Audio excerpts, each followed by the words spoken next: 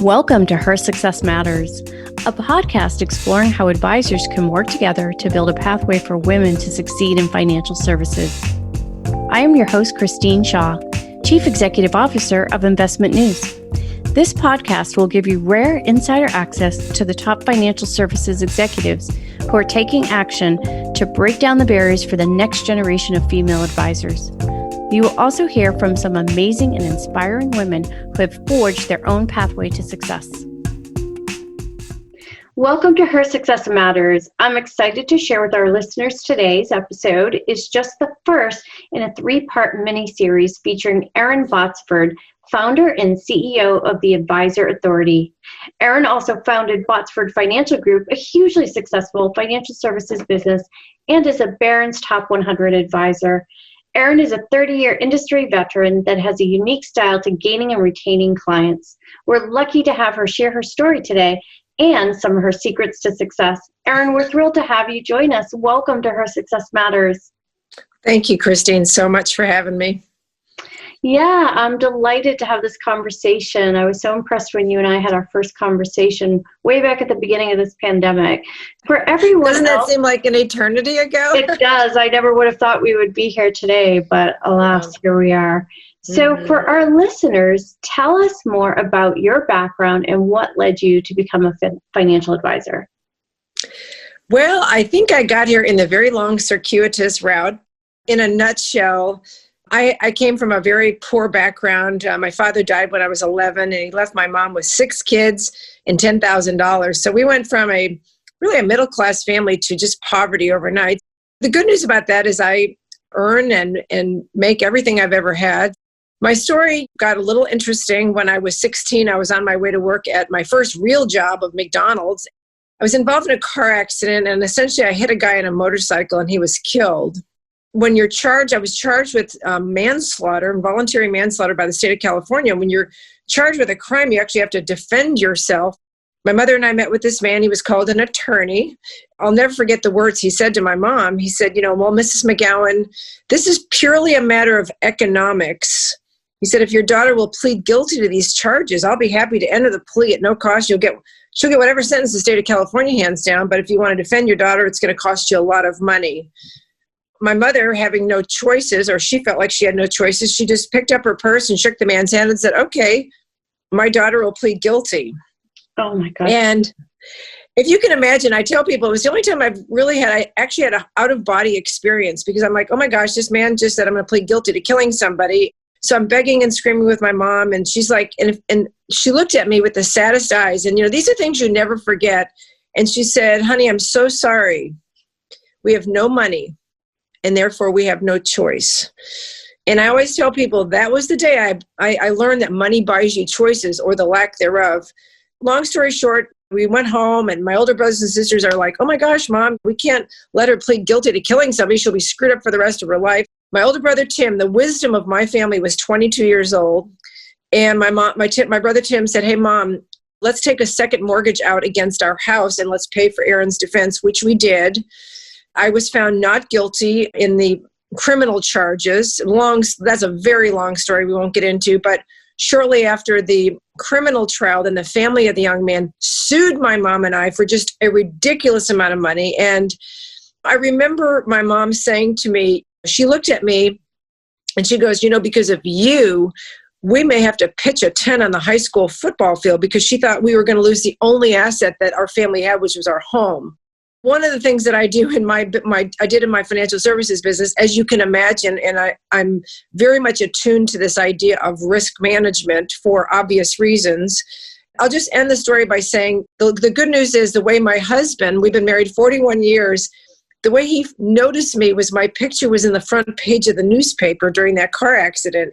Lucky me, he loved and dated and married, I'm going to say, some pretty damaged goods. And I went through hell and back. Everywhere I went, it was, oh my God, there's that girl that killed that boy. Because, they don't print a retraction in the newspaper saying, no, she was found not guilty. So good news is, by the time we were 22 years old, I had saved a total of $22,000 in the midst of all this. And the truth about it is I babysat still. I worked at McDonald's. And then, believe it or not, I went on the Wheel of Fortune and I won.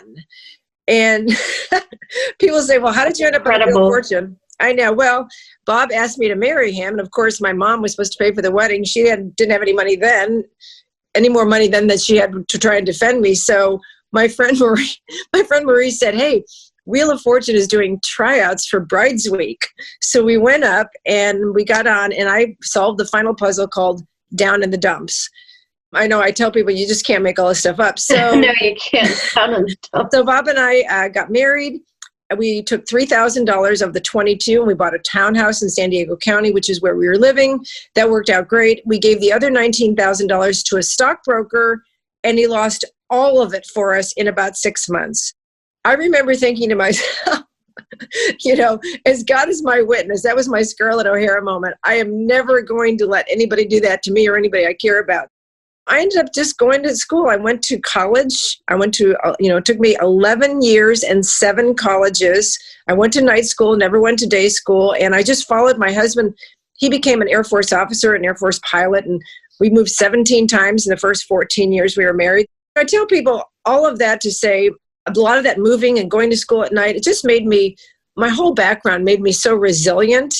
I have no regrets. I count it all for good, because it led me to an industry where I'm so hypersensitive to a lot of things that maybe other people might not be.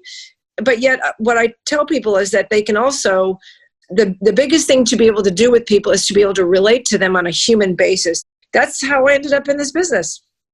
Erin, what an incredible set of circumstances, and how extraordinary that not only did you find your way out of each of these circumstances, but you took that as a foundation to develop a career, and not just any career, but 30 years later, you've received so many industry accolades, including being one of our Investment News' Women to Watch, a Barron's Top 100 advisor, and just so much that you've accomplished. So tell us some of your biggest takeaways from your career throughout all of this.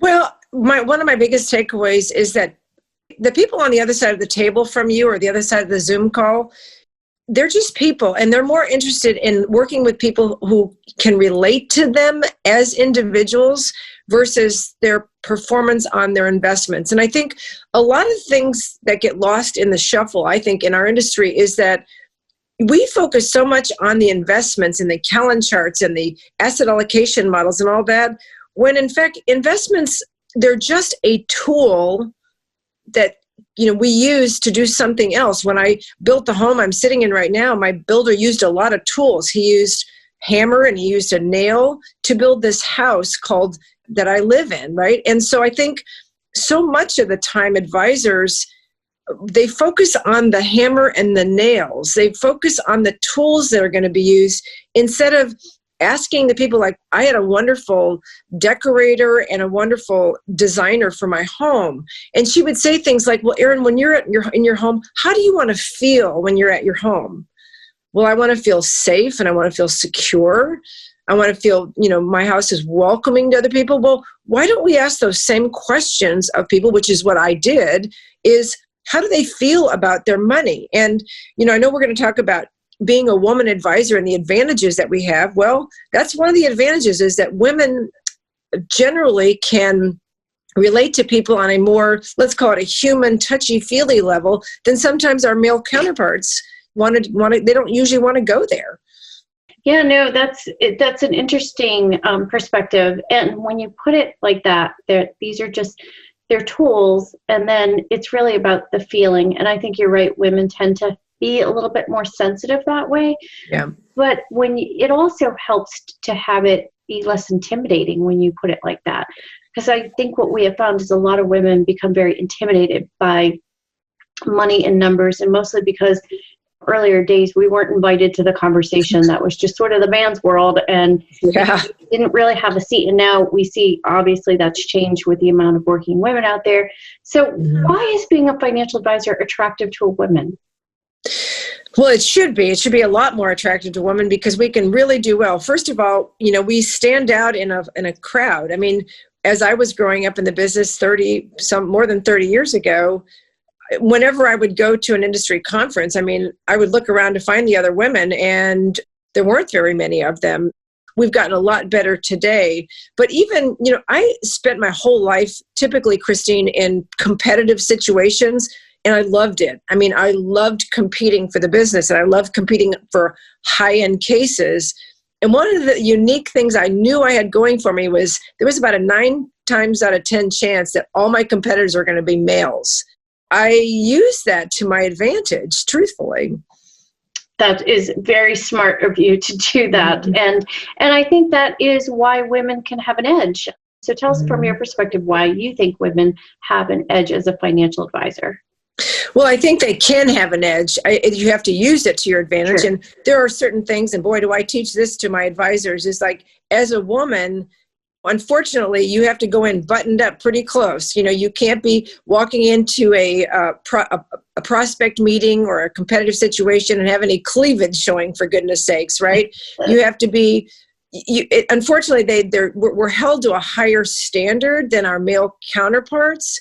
They can kind of walk in with some khaki pants on and a shirt without a tie. We can't do that because we're going to be examined, let's call it, a little stronger than our male counterparts.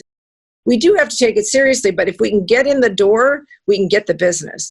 Absolutely. I agree with that. It's about, getting in the door. Fortunately, the door has been cracked open a lot wider now for women, and I'm very excited about that. But let's talk about women just in general in their careers. So the pandemic specifically has disproportionately impacted women. Tell us why, as an advisor, it's important to place increased focus on female clients during the current market. It so is, for so many reasons. I want to tell you, I did a Zoom webinar the other night it was all women, and these were end users, potential prospects. I know they're struggling because they're the primary caregivers. They may be the teachers right now. They're trying to hold on to their jobs and all of that. But, all I do is I tell my story, how my dad left my mother effectively destitute. Yeah.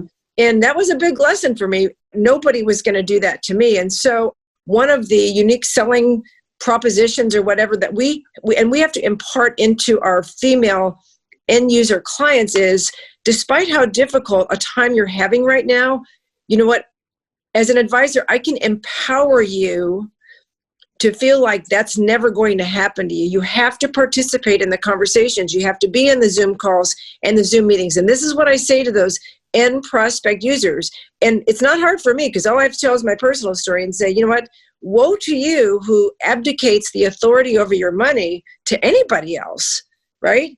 I mean, and so I feel like that message, I was telling these end user, prospecting clients the other night, I'm like, tell your husband to go do the laundry. My husband's an American Airlines pilot. He's done the laundry. We've been married 41 years. For 40 out of the 41 years, he does the laundry. Not only his, but he does mine. I mean, we have and we're older than a lot of people are right now. Younger generation has gotten this a lot better than my generation did, but let him pick up the slack on cooking the meals and doing the teaching of the kids now, if that's the case, so that you can focus on something that's important to you, and that is your money.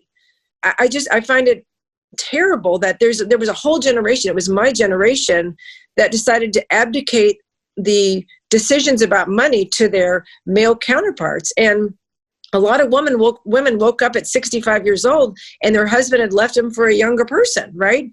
Now they were starting all over.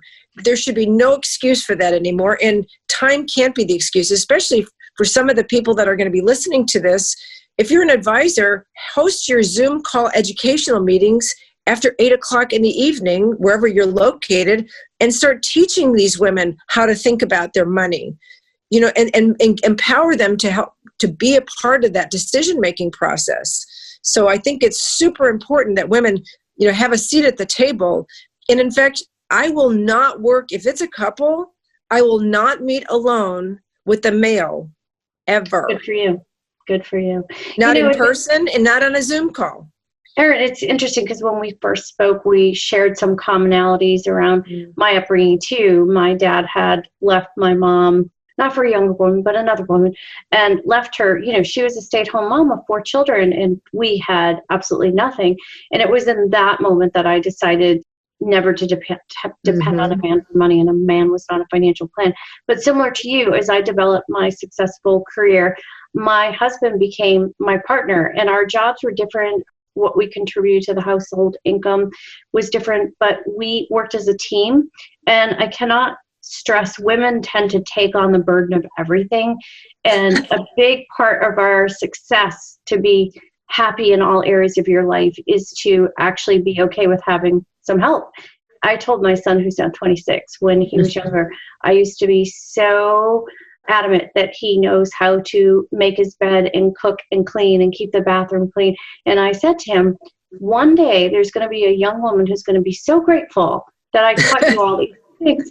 And he's dating a young woman now, and she loves how he is that way, like how he can cook and do all these things. But yeah, it's important. So good for you also for having a strict rule around that, because even if you're not contributing to the household income, that's another thing. Women tell ourselves this myth that means we don't get a vote in the money, and that's not true. Because if you do choose to be a stay-home at-home mom, if that's what works for you, you still should be knowledgeable about the finances and your family's money and what that looks like and means. So that's fantastic. Absolutely. Well, my daughter-in-law stays home and homeschools her children by choice. I mean, she has for a while.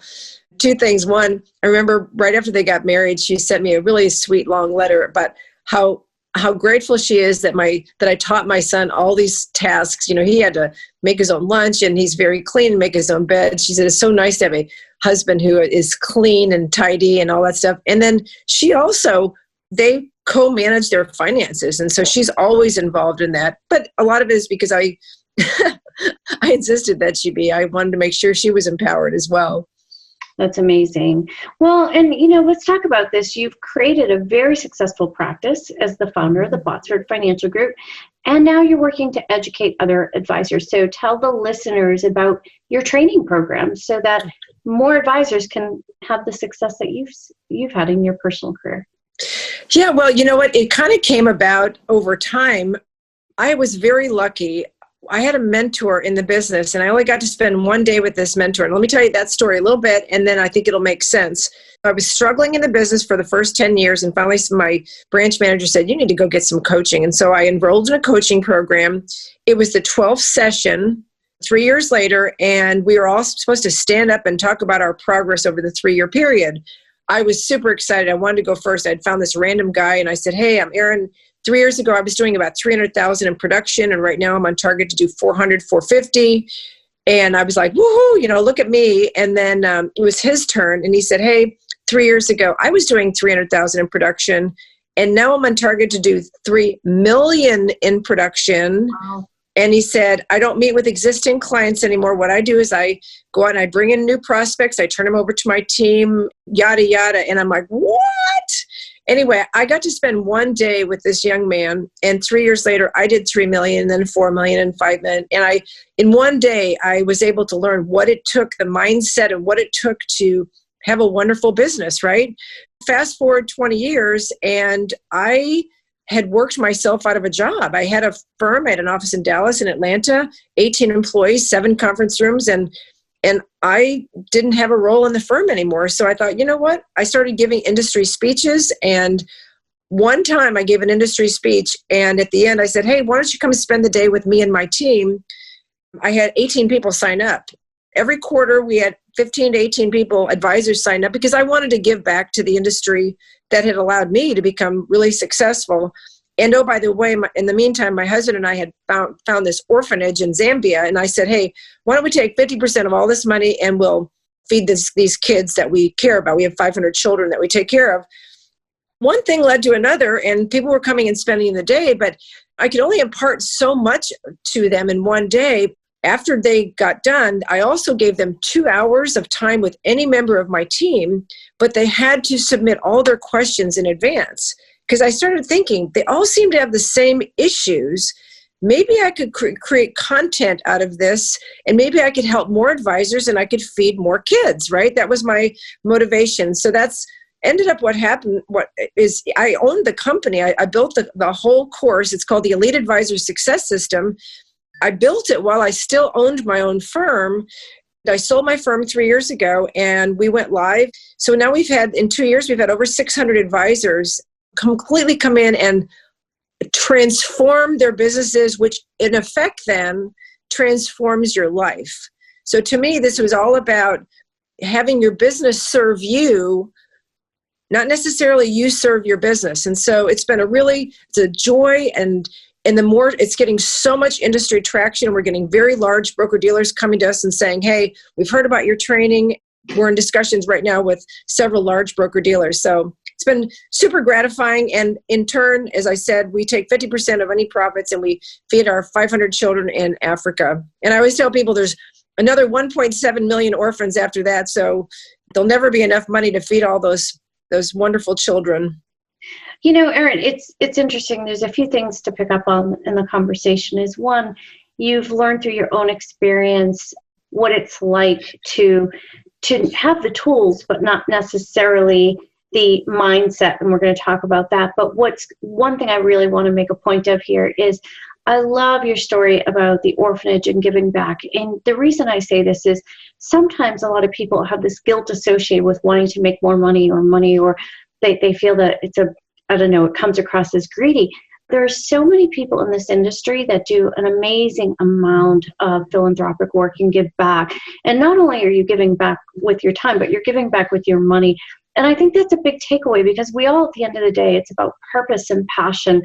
If you can combine your skill set and use it for good, then it's an amazing thing. So to get there, you had the tools, you had the motivation, but when you met with your mentor, you learned something and you learned some tricks. And part of your training when you first start out is the elite mindset.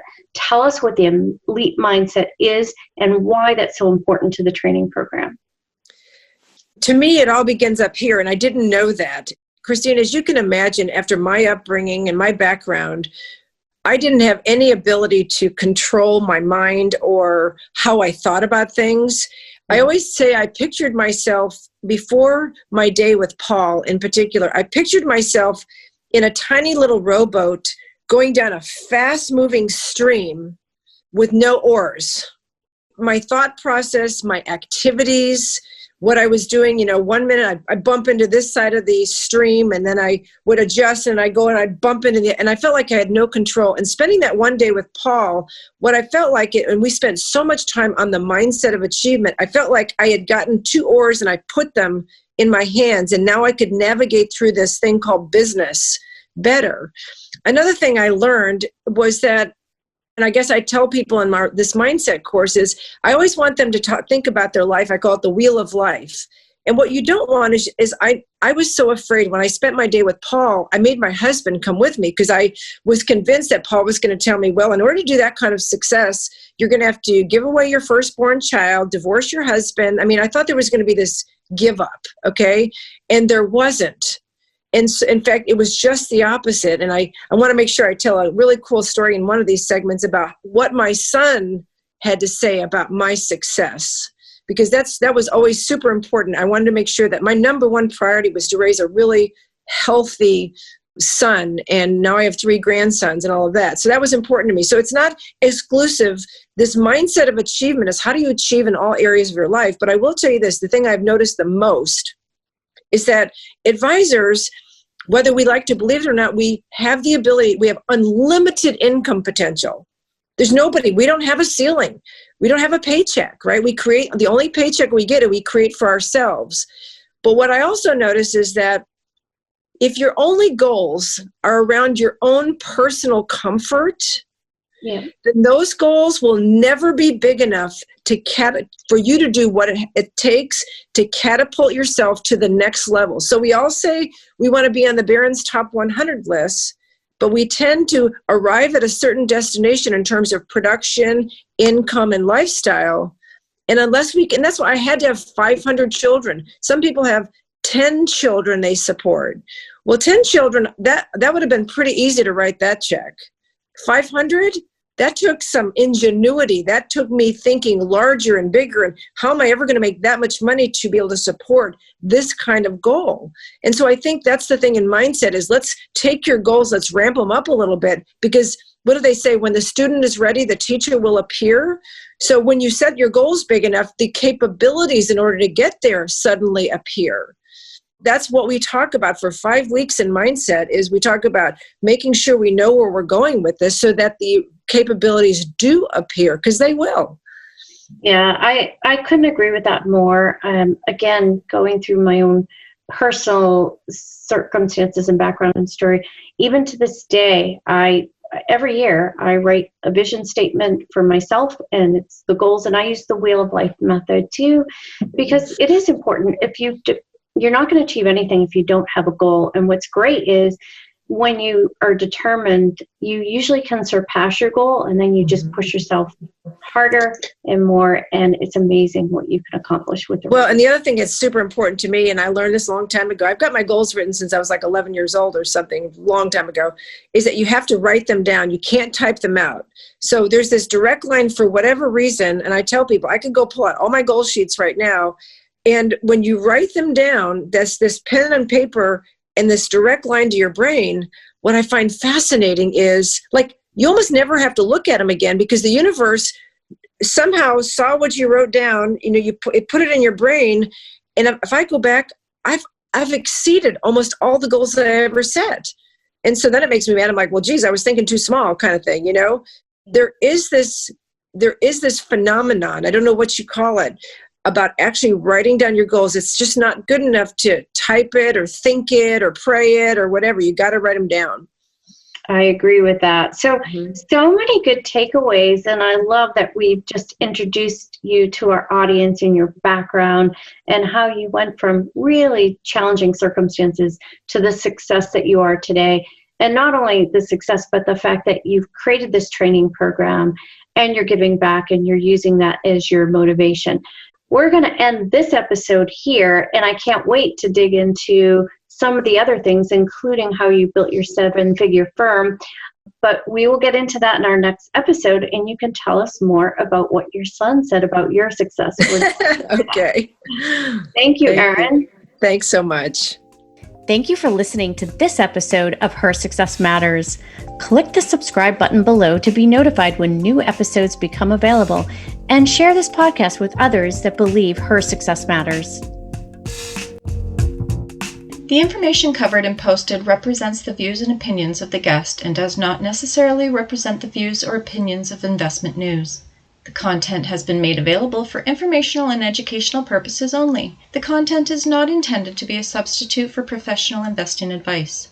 Always seek the advice of your financial advisor or other qualified financial service providers with any questions you may have regarding your investment planning.